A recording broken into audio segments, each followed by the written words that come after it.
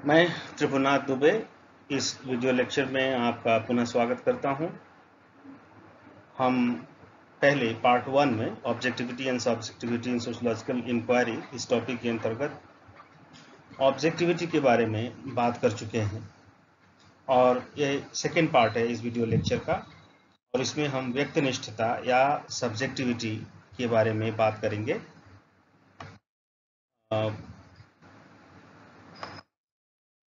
Subjectivity यानी कि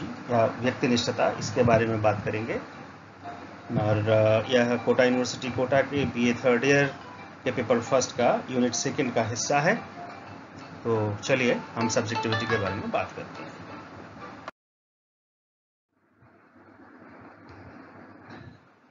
व्यक्तिनिष्ठता के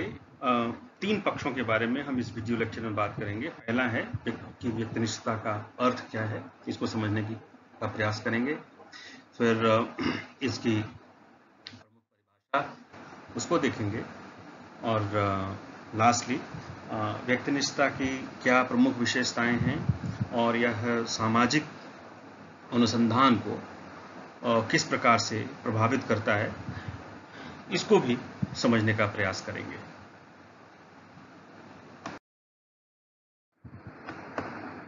तो सबसे पहले हम देखते हैं कि जो व्यक्तिनिष्ठता है उसका अर्थ क्या है, व्हाट डज इट मीन। जब हम सामाजिक अनुसंधान में व्यक्तिनिष्ठता शब्द का प्रयोग करते हैं तो तात्पर्य ये होता है कि वह किसी भी अध्ययन को अध्ययनकर्ता या व्यक्तियों की जो अपनी विशेषताएं हैं, जो उसकी पृष्ठभूमि है, जो उसकी भावना या विचार हैं, वह किस प्रकार से उस अध्ययन में संग्रह किए जाने वाले तथ्यों और निकाले जाने वाले निष्कर्षों को किस प्रकार से प्रभावित करता है। यानी कि अध्ययनकर्ता की संस्कृति, उसकी भावना, उसके लगाव, उसकी रुचियां, उसके विचार, उसकी मान्यताएं, पूर्वाग्रह, दुराग्रह या आग्रह, ये सब प्रभावित कर सकता है किसी भी अध्ययन को। और जब कभी भी किसी अध्ययन को में ये सारे या इनमें से कोई भी अगर उसको प्रभावित करता है तो हम उसे कहते हैं कि यह एक व्यक्तिनिष्ठ अध्ययन है। यानी व्यक्ति के जो अपने गुण हैं उसने अध्ययन को प्रभावित कर दिया है। और ऐसा करने से क्या होता है कि जो किसी भी वैज्ञानिक अध्ययन का जो प्रमुख उद्देश्य है कि सामाजिक सच्चाई को या सामाजिक वास्तविकता को वह जिस रूप में, जिस मूल रूप में एक्चुअली एग्जिस्ट करता है, अपने जो जिस रूप में वह हूबहू व्यक्त है, उसी चीज को समझना और उसी को लोगों के सामने रखना, तो वह जो परसेप्शन है रियलिटी का, जो एक्चुअल परसेप्शन है रियलिटी का, वह बदल जाता है। वो पूरा का पूरा हमारे सामने नहीं आ पाता है। और इस प्रकार से जो हमारा अध्ययन है वह एक मूल्यपरक अध्ययन हो जाता है, वैल्यू लोडेड हो जाता है। और किसी भी अध्ययनकर्ता के लिए या किसी भी वैज्ञानिक अध्ययन के लिए जो सब्जेक्टिविटी है या व्यक्तिनिष्ठता जो है वह एक डिजायर्ड क्वालिटी नहीं है। कोई भी ये नहीं चाहता है कि उसके अध्ययन में व्यक्तिनिष्ठता आ जाए। तो ये व्यक्तिनिष्ठता जो है कई बार हमारे अपने इग्नोरेंस के कारण, कि हम गलत तरीके से पद्धतियों का प्रयोग करके या चीज़ों को सही तरीके से बिना समझे हुए हम उनका प्रयोग कर देते हैं, इसलिए भी व्यक्तिनिष्ठता हमारे अध्ययन में हो सकती है। और कई बार ये मोटिवेटेड भी हो सकता है, यानी कि हम जानबूझ करके अपने अध्ययन में हम कुछ ही तथ्यों को चुनते हैं और हम अपनी बात को या अपने मत को सिद्ध करने के लिए उसी के अनुरूप निष्कर्ष निकालते हैं। तो इस प्रकार से यह भी सब्जेक्टिविटी का एक पक्ष हो सकता है। एक इंटेंशनल हो सकता है और दूसरा अनइंटेंशनल, है ना, कि चाह करके और अनचाहे दोनों ही तरीके से सामाजिक अध्ययनों में या किसी भी अध्ययन में व्यक्तिनिष्ठता की समस्या आ सकती है।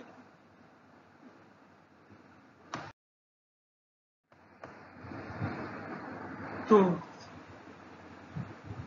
व्यक्तिनिष्ठता को परिभाषित करते हैं और इसके लिए थियोडोरसन की परिभाषा के ऊपर चर्चा करेंगे। इन्होंने क्या कहा? इन्होंने कहा कि it is a quality of research which reflects personal and particularistic experiences of individual researcher। मतलब जो एक अनुसंधान करता है उसकी जो अपनी व्यक्तिगत और या जो विशेष अनुभव हैं, जब वह सामाजिक अनुसंधान के तथ्यों को और उनके निष्कर्षों को प्रभावित कर देते हैं, उस गुण को व्यक्तिनिष्ठता कहते हैं। और जब हम व्यक्तिनिष्ठता आ जाती है आपके अध्ययन में, यानी कि आपके जो व्यक्तिगत जो अनुभव हैं वो उनको प्रभावित कर देते हैं, तो इसके साथ एक समस्या ये है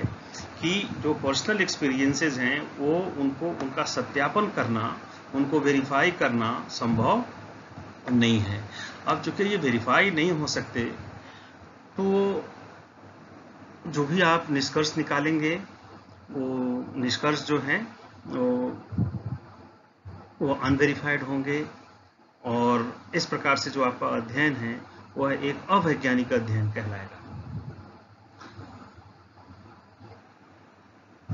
कभी कभी ऐसा हो सकता है कि जो पर्सनल एक्सपीरियंस, जो व्यक्तिगत अनुभव हैं, वह समाज के कुछ लोगों के व्यक्तिगत अनुभवों से मेल खाते हों, ऐसा हो सकता है। और चूंकि कुछ लोगों के व्यक्तिगत अनुभवों से मेल खाते हैं, तो इस प्रकार से एक कल्चरल या सांस्कृतिक वस्तुनिष्ठता का निर्माण हो सकता है, क्योंकि आप एक ही प्रकार के अनुभव और एक ही प्रकार के संस्कृति और एक ही प्रकार की पृष्ठभूमि से आते हैं कुछ लोग। तो हो सकता है कि आपके विचार में, आपके अनुभव में कुछ लोगों के साथ साम्यता हो, तो अगर आप उस जो भी निष्कर्ष निकालेंगे, हो सकता है वो कुछ लोगों को अपील करें, कुछ लोगों को सही लगे, लेकिन वह भी यह भी जो सामूहिकता है अनुभवों का, वह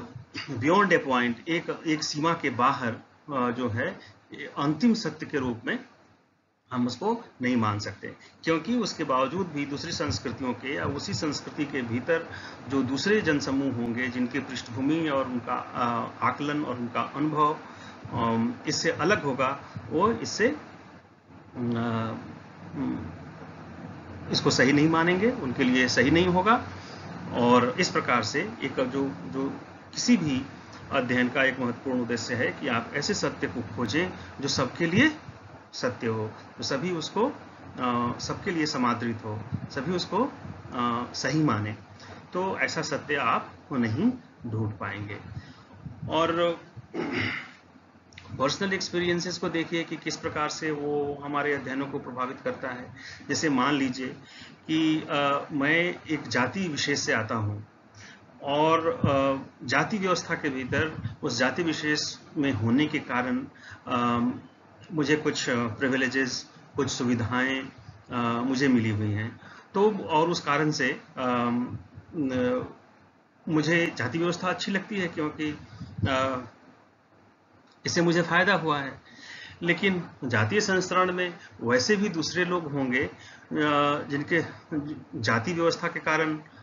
जिनकी स्थिति को बुरे तरीके से प्रभावित हुए हैं,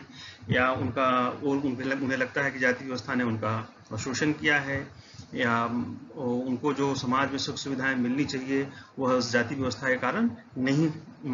मिल पाई, यानी कि जाति को लेकर के उनके अनुभव कटु हैं। और हो सकता है रिसर्चर के तौर पे मेरे अनुभव एक जाति विशेष के होने के कारण अच्छे हों, और जब मैं अध्ययन करने जाऊं तो चूंकि मेरे अपने जो व्यक्तिगत जो अनुभव है जाति व्यवस्था को लेकर के, वो कहता है कि ये ठीक है, तो मैं जाति व्यवस्था को जस्टिफाई करूं, उसकी उपादेयता, उसके औचित्य को मैं कहूं कि नहीं, ये तो सही चीज है। और इस प्रकार से अगर मैं अध्ययन करूं और निष्कर्ष निकालूं, तो वह एक ऐसा अध्ययन होगा जो हो सकता है मेरे लिए मेरे मन के मुताबिक है, या मेरे जैसा सोच रखने वाले समाज में जो लोग हैं उनके भी मन के मुताबिक है, लेकिन बहुत सारे लोग समाज में वैसे होंगे जो मेरी इस भावना या विचार से अपना एकमत नहीं होंगे, और उनके लिए जो मेरे तो अध्ययन के द्वारा जो निकाला गया निष्कर्ष होगा वह मान्य नहीं होगा। और इस प्रकार से हमारा जो अध्ययन होगा वो व्यक्तिगत अनुभव के उसमें मिल जाने के कारण या उसको महत्व दिए जाने के कारण जो अध्ययन है हमारा वह एक व्यक्तिनिष्ठ या मूल्यपरक अध्ययन हो जाएगा। तो अब हम बात करते हैं कि जो व्यक्तिनिष्ठता है उसकी क्या प्रमुख विशेषताएं हैं और वह सामाजिक अध्ययनों को किस प्रकार से प्रभावित करती है। तो उसमें जो सबसे जो प्रमुख जो विशेषता है सब्जेक्टिविटी की वो ये है कि यह हमारे जो अध्ययन हैं उन अध्ययनों को वह बायस्ड बना देता है, मतलब पूर्वाग्रह युक्त कर देता है और मूल्यपरक बना देता है। तो ये एक सबसे बड़ी जो कमी है सब्जेक्टिव रिसर्च का वो ये है। और कैसे आता है ये कि सबसे पहले कि जो अध्ययन करता है उसकी भावनाएं, उसके पूर्वाग्रह, उसके मत, उसकी सांस्कृतिक पृष्ठभूमि, ये अगर तथ्यों के संग्रह को, डेटा कलेक्शन को और तथ्यों के विश्लेषण और निष्कर्ष निकालने की प्रक्रिया को अगर बाधित कर दे, उसको प्रभावित करे, तो हम सामाजिक अध्ययनों में व्यक्तिनिष्ठता आ जाती है। दूसरा, ये दोनों ही तरीके के हो सकते हैं, जैसा हमने पहले भी चर्चा की थी कि ये इंटेंशनल भी हो सकता है और अनइंटेंशनल भी हो सकता है। मोस्ट ऑफ द टाइम ये कई बार जो है वह जो अध्ययन करता है वह जागरूक नहीं होता, उसके अनजाने में ही उससे सब्जेक्टिविटी उसके अध्ययन में क्रॉपिंग कर जाती है, प्रवेशित हो जाती है। और वह इसलिए होती है क्योंकि वो अपने अध्ययन में जो साइंटिफिक मेथड, जो वैज्ञानिक पद्धति का इस्तेमाल करता है, वो उसको सही तरीके से उसका प्रयोग नहीं कर पाता है। यानी जो वैज्ञानिक चरण या वैज्ञानिक टूल्स एंड टेक्निक्स का इस्तेमाल है उसको यूज करने के लिए वो प्रॉपरली ट्रेंड नहीं है, या उसके न्यूआंसेस को या उसकी बारीकियों को वह नहीं समझता है और उसको सही तरीके से उसका इस्तेमाल नहीं कर रहा है। तो इस प्रकार से जो है अनजाने में व्यक्तिनिष्ठता उसके अध्ययन में आ सकती है। और दूसरा, इंटेंशनल, जानबूझ करके कि पहले से ही वह सोच करके चलता है कि मुझे इस प्रकार का निष्कर्ष निकालना है जो उपयोगी हो सके। जैसे मान लीजिए आपको, जैसे एक उदाहरण लेते हैं, जैसे मान लीजिए आपको कहीं से कोई भी कार्यक्रम चलाने के लिए या करने के लिए एक फंडिंग लेनी है किसी फंडिंग एजेंसी से या दानदाता से। तो दानदाता के सामने आपको ये रखना है कि जैसे मान लीजिए अशिक्षा है या गरीबी है या बेरोजगारी है, आप मान लीजिए इसको दूर करने के लिए कोई कार्यक्रम बनाना है, तो आपको ये दिखाना जरूरी है कि यहाँ पे अशिक्षा है या बेरोजगारी है या गरीबी है। तो आप तथ्यों को इस प्रकार से एकत्रित करें और वही तथ्य एकत्रित करें कि जिसमें दिखे कि हाँ यहाँ पे बहुत अशिक्षा है या बहुत गरीबी है। तो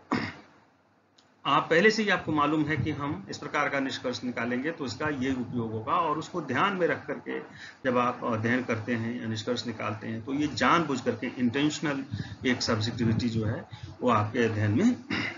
आ सकती है। तो इस प्रकार से भी होता है इंटेंशनल, अनइंटेंशनल। दूसरा, जो अध्ययन करता है अक्सर उसके अध्ययन में, क्योंकि हम सबको मालूम है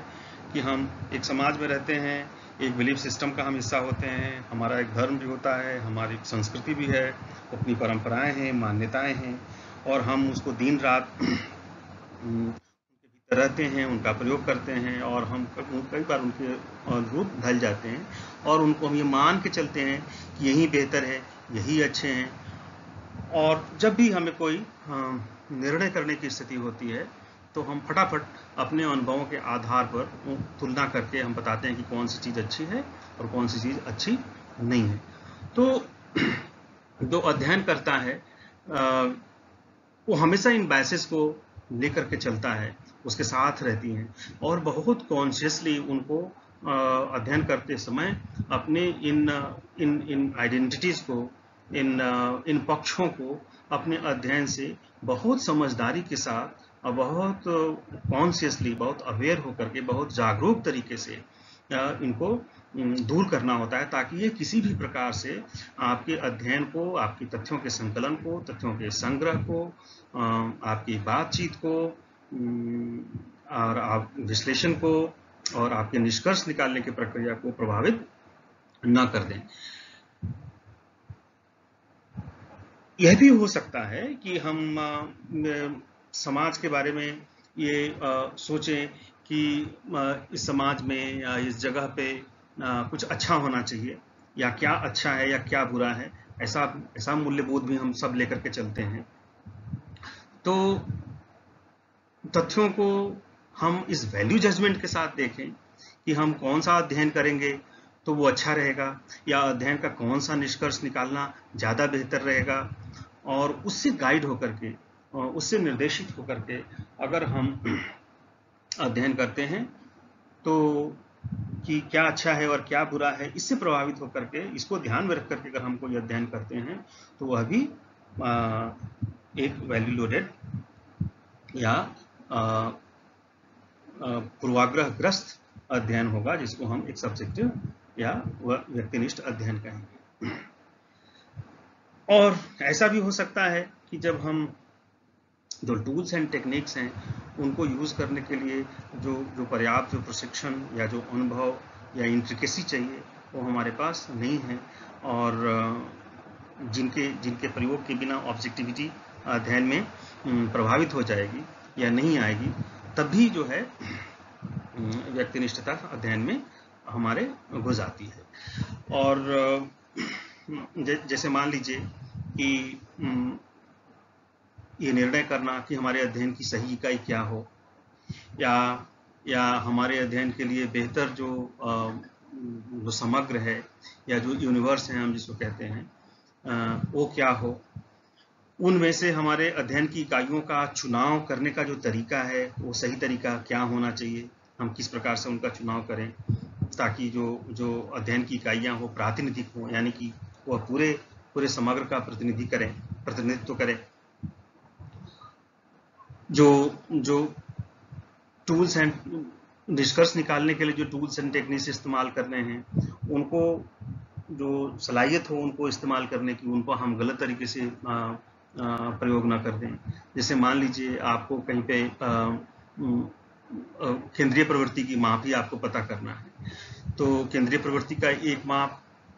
बहुलक भी है, दूसरा माप जो है माध्यिका भी है, और तीसरा माप जो है वह तीसरा जो माप है वो आप क्या कहते हैं अरिथमेटिक मीन या समांतर माध्य भी है। तो तीन माप हैं केंद्रीय प्रवृत्ति को मापने के लिए, और तीनों का प्रयोग हम अलग अलग जगहों पे कर सकते हैं। तो अगर हमें नहीं मालूम है तो जहाँ पे माध्यिका ज्ञात करना है वहाँ पे अरिथमेटिक मीन का प्रयोग कर देंगे, या जहाँ पे बहुलक से बात हो केंद्रीय प्रवृत्ति का पता चलता है वहाँ पे हम अरिथमेटिक मीन का प्रयोग कर देंगे। तो हमारा जो निष्कर्ष है वह भी गलत हो जाएगा। तो यह भी इसकी वैज्ञानिकता जो है उसकी संदिग्ध और प्रभावित हो जाएगी, और इस प्रकार से आपका अध्ययन जो है वो सब्जेक्टिव या व्यक्तिनिष्ठ हो जाएगा। और ये अक्सर एक बहुत बड़ी समस्या है कि हम सब चाहते हैं कि हमारा काम जो आसानी से सुलभ तरीके से अच्छे से हो जाए, और हम अपने अध्ययन करते समय अपने पर्सनल जो कन्वीनियंसेस हैं, जो व्यक्तिगत जो सुविधाएं हैं, उनको ध्यान में रख करके हम कई बार अध्ययन कर लेते हैं। और उसका सबसे बड़ा एग्जाम्पल जो है वो यही आता है कि जैसे हम जब सैम्पलिंग करते हैं अध्ययन करने के लिए, तो उसमें कन्वेनियंस सैम्पलिंग का इस्तेमाल कर लेते हैं कि उत्तरदाता जो है, जो हमारी सुविधा के अनुरूप हम जब गांव में गए और जो हमें मिल गया, या किसी बाजार में खड़े थे और वहां पे जो लोग मिल गए और उन्हीं से पूछ लिया और उन्हीं से जानकारी प्राप्त कर ली और उसी के आधार पर निष्कर्ष निकाल लिया। ये नहीं देखा कि जो मेरा यूनिवर्स है या जहाँ पे हमें अध्ययन करना है, उस अध्ययन में वो एक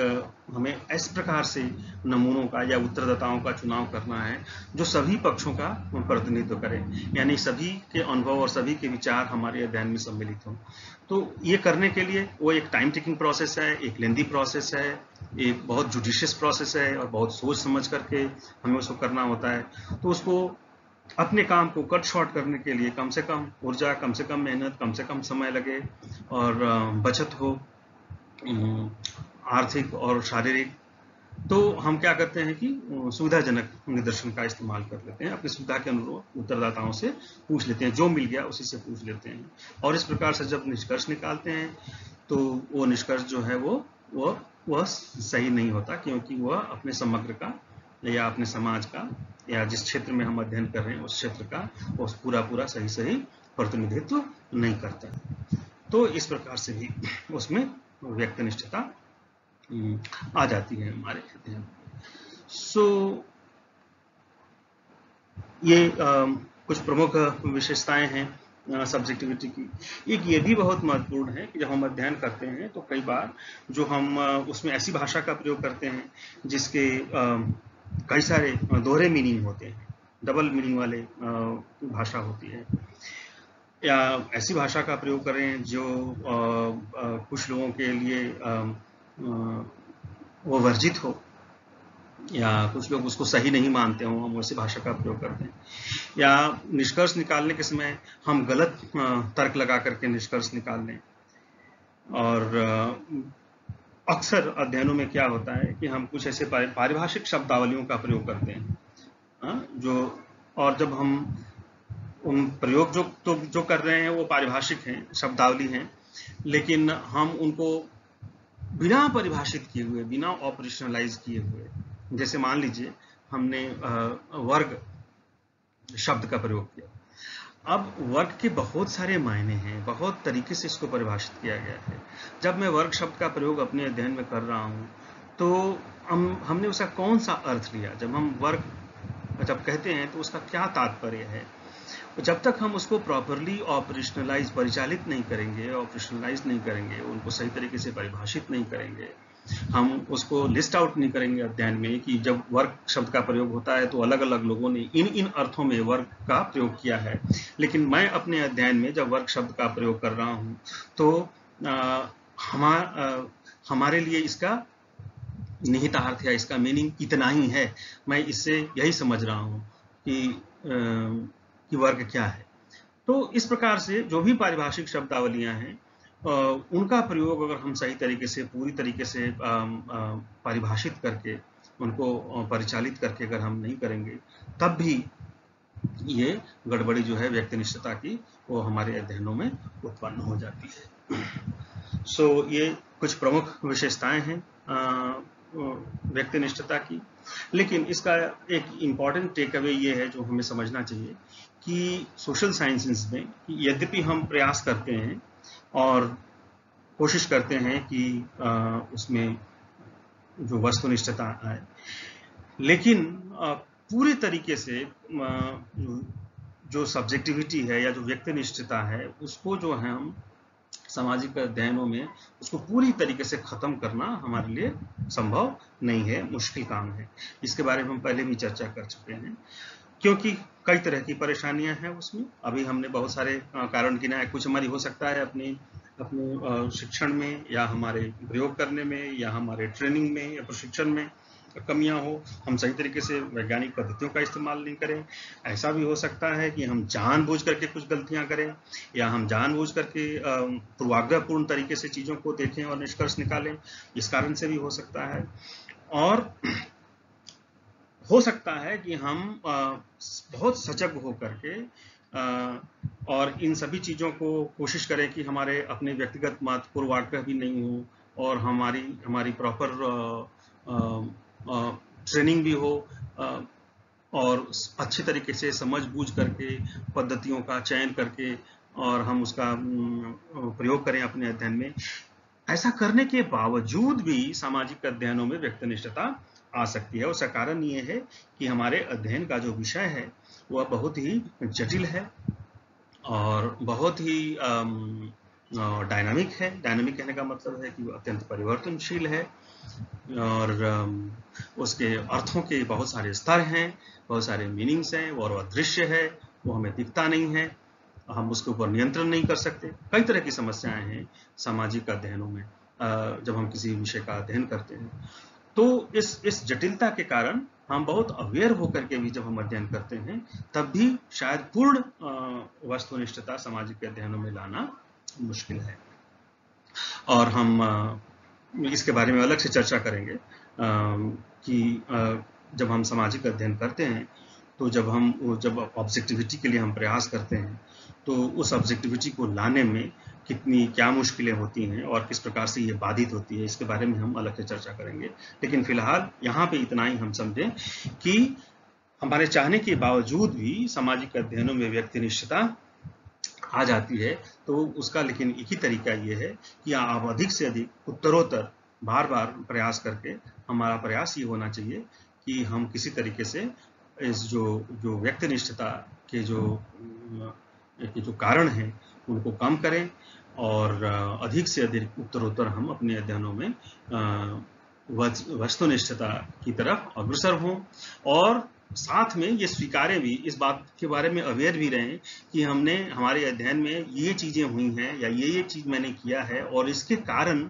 उसको हाईलाइट करें कि उसके कारण हमारे अध्ययन में व्यक्तिनिष्ठता आ सकती है, ताकि अध्ययनकर्ता या पढ़ने वाला या समझने वाला जो भी उसका उपयोग करें उन निष्कर्षों का या उन अध्ययनों का, वो इसके बारे में अच्छे से जान सके, अवेयर हो सके कि यहाँ पे क्या क्या ग्लिचेस, क्या क्या कमियां इस अध्ययन में हो सकती हैं। ये एक अच्छे रिसर्चर के लिए ये बहुत जरूरी है कि वह इन सारी बातों को रेखांकित करे और सतत प्रयास करता रहे कि उसके अध्ययन में वस्तुनिष्ठता आए और व्यक्तिनिष्ठता अधिक से अधिक कम हो। तो हम इस लेक्चर को यहीं पे समाप्त करते हैं। इसमें हमने देखा कि व्यक्तिनिष्ठता क्या है, उसका क्या अर्थ है, उसकी क्या परिभाषा है, उसके क्या विशेषताएं हैं और यह किस प्रकार से हमारे सामाजिक अध्ययनों को प्रभावित कर देता है। और मैं पुनः आपसे रिक्वेस्ट करूंगा कि नाज़मियाज एंड नाज़मियाज की जो पुस्तक है research methods in social sciences, इसको आप और पढ़ें और इसको और बेहतर तरीके से समझें। और हम जो नेक्स्ट इस सीरीज का जो लेक्चर होगा सब्जेक्टिविटी एंड ऑब्जेक्टिविटी के ऊपर, उसमें अब हम चर्चा करेंगे कि सामाजिक अध्ययनों में क्या सीमाएं हैं ऑब्जेक्टिविटी लाने की। जब हम ऑब्जेक्टिविटी के लिए प्रयास करते हैं या वस्तुनिष्ठता के लिए प्रयास करते हैं तो हमारे सामने कौन कौन सी दिक्कतें आती हैं। और दूसरा हम ये भी देखेंगे कि दोनों को जक्स्टापोज करके ऑब्जेक्टिविटी एंड सब्जेक्टिविटी को ये देखने का तुलना करके हम देखेंगे कि इन दोनों चीज़ों में क्या अंतर है। आपका एक बार फिर से बहुत बहुत धन्यवाद।